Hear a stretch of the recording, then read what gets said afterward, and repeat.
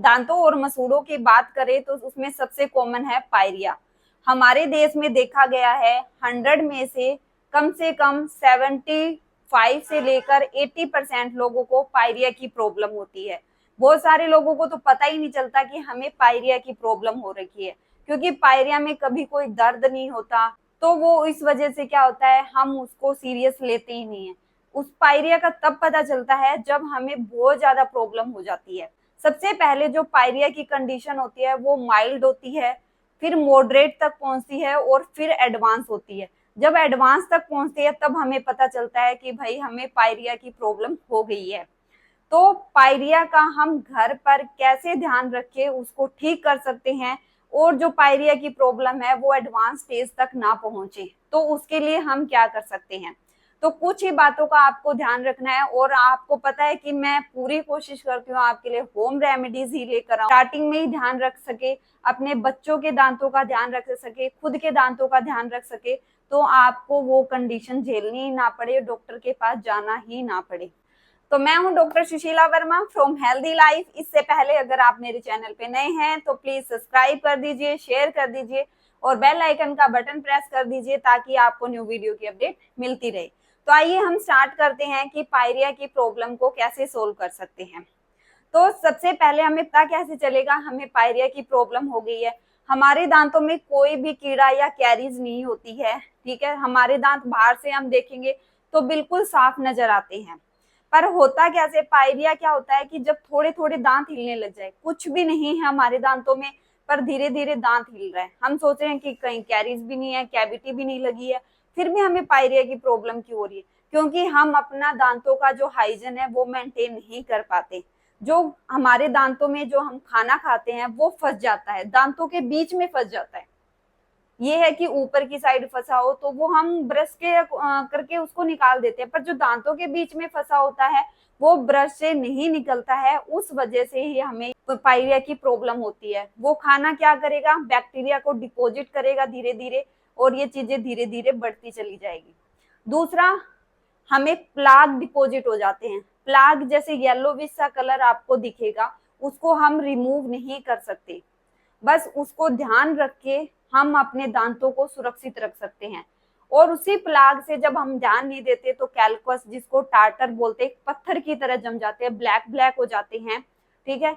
तो वो हम जीभ भी लगा के देखें ना, अपनी टंग यूज करेंगे तो हमें पता चलेगा कि वो हमारे डिपॉजिट हो रखा है, इकट्ठा हो रखा है। या हम मिरर में भी देख सकते हैं, इस तरह से हम देखेंगे तो हमें सामने दिखेंगे, जो नीचे के दांत होते हैं, पीछे के दांत है, उसमें हमें ये दिखेगा। तो हमें करना क्या है, 2 होम रेमेडीज है, अगर आप इसको अपने रूटीन लाइफ में शामिल कर लेते हो तो आपको ये प्रॉब्लम नहीं होगी। अगर आपको पायरिया माइल्ड एंड मॉडरेट है तो अभी ठीक हो जाएगा, अगर एडवांस स्टेज में है तो आपको एक बार डॉक्टर के पास विजिट करना ही करना पड़ेगा, ठीक है। तो माइल्ड एंड मॉडरेट में हम क्या कर सकते हैं, तो मैं एक माउथ वॉश बता रही हूँ आपको जो घर पे बनेगा। मार्केट में बहुत माउथ वॉश आते हैं, वो वाले यूज नहीं करते हैं, घर पे नेचुरली बनाना है ताकि उसका कोई साइड इफेक्ट ना हो। तो आपको क्या करना है, 5 से 6 पत्तियां लेनी है अमरूद की, ताजा पत्तियां लेनी है, जो अमरूद का पेड़ होता है, गवावा का पेड़ बोलते हैं वो वाला, उसकी पत्तियां लेनी है 5 से 6। आपको 1.5 गिलास पानी लेना है और उसके अंदर उसको अच्छे से उबालना है। जब वो 1 गिलास रह जाए तब आपको उसको हल्का ठंडा होने देना है और उस पानी से आपको कुल्ले करने हैं। सॉरी, एक चीज भूल गई हूँ, 1 चम्मच आपको, छोटा चम्मच जिसको बोलते हैं, वो वाला आपको नमक ऐड करना है, ठीक है। को छान के आपको कुल्ले करने हैं। आधा गिलास से भी कर सकते हो, 1 गिलास से भी कर सकते हो। डेली आपको कुल्ला करना है, वो भी इवनिंग टाइम में, ब्रश करने के बाद में, क्योंकि बहुत सारे लोग क्या होते हैं, ब्रश तो करते हैं पर सुबह करते हैं, शाम के टाइम इग्नोर कर देते हैं। जो रात का खाना पूरी रात पड़ा रहता है दांतों के बीच में, तो वो सबसे ज्यादा बैक्टीरिया डिपॉजिट करता है, क्योंकि हम रात को ना ही कुल्ला करते हैं ना ही पानी पीते हैं, तो उस वजह से क्या होता है, वह बैक्टीरिया और इकट्ठे हो जाते हैं। तो इसलिए रात को ब्रश करना भी बहुत ज्यादा जरूरी है, और आपको इस पानी का भी यूज करना। अगर पायरिया की प्रॉब्लम अगर माइल्ड से मॉडरेट है तो आपकी ठीक हो जाएगी। और उसमें क्या होता है कि आपको दिखेगा कि दांतों और मसूड़ों ने अपनी जगह छोड़ दी है, उसकी जड़ दिखाई देने लगी है। तो वो भी एक सिम्टम होता है कि पायरिया की प्रॉब्लम है। तो आप इन चीजों से ध्यान दे सकते हो कि मुझे पायरिया की प्रॉब्लम है, खाना खा रहे हो, ब्रश कर रहे हो तो आपको ब्लीडिंग भी हो रही है, तो ये सब पायरिया के ही सिम्टम है। ये बहुत ज्यादा चीजें होती है तो समझ जाइए कि आपको पायरिया की प्रॉब्लम स्टार्ट हो गई है। एक बार अगर आपको नहीं समझ आ रहा है तो डॉक्टर के पास विजिट कर सकते हैं। जो दूसरी रेमेडी है, ऑयल पुलिंग। एक वीडियो में मैंने पहले भी बताया था कि ऑयल पुलिंग कैसे करना है। ऑयल पुलिंग एक ऐसी जबरदस्त रेमेडी है जो आपके सिर्फ पायरिया की प्रॉब्लम को सोल्व नहीं करेगी, गम्स की प्रॉब्लम हो, टूथ रिलेटेड प्रॉब्लम हो, कैविटी की प्रॉब्लम हो, आरसीटी का केस ना बने, उन सब में हेल्प करेगी। मतलब दांतों और मसूड़ों की जो भी प्रॉब्लम्स होती है उन सब में हेल्प करेगी। आपको क्या करना है, नारियल तेल लेना है या सेसम का जो तिल का तेल बोलते हैं वो वाला लेना है, और ये मॉर्निंग में करना है ब्रश करने से 10 मिनट पहले। ठीक है, जब भी आप ब्रश करते हो उससे 10 मिनट पहले कर लीजिए। 1 चम्मच या 2 चम्मच आपको तेल लेना है, जो भी आप ले रहे हो, नारियल का ले रहे हो, सेसम का ले रहे हो, ठीक है। और उसके कुल्ले करने हैं, जैसे हम चारों साइड घुमाना है, जैसे मुंह के अंदर पानी लेते हैं ना, इस तरह से, जैसे मुंह में पानी ले लिया मैंने, इस तरह से आपको घुमाना है। जैसे भी आप 1 या 2 मिनट रख सकते हो, इस तरह से आपको 4 से 5 बार इस तरह से करना है, तो आपको टूथ रिलेटेड कोई प्रॉब्लम होगी ही नहीं।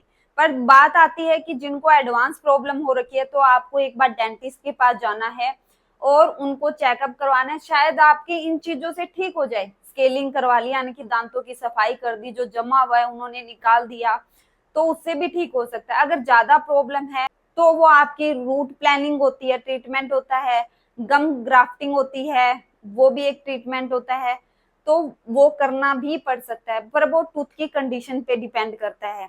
पर आप अपने टूथ को सुरक्षित रख सकते हो, वहां तक ना पहुंचे, रूट प्लानिंग तक और गम ग्राफ्टिंग तक आपकी ये कंडीशन ना पहुंचे, तो आप पहले से ही ध्यान देना स्टार्ट कर लीजिए। अपने बच्चों के दांतों पे ध्यान देना स्टार्ट कर लीजिए, खुद के दांतों पे स्टार्ट कर लीजिए। कोई भी एज ग्रुप वाला इसको कर सकता है।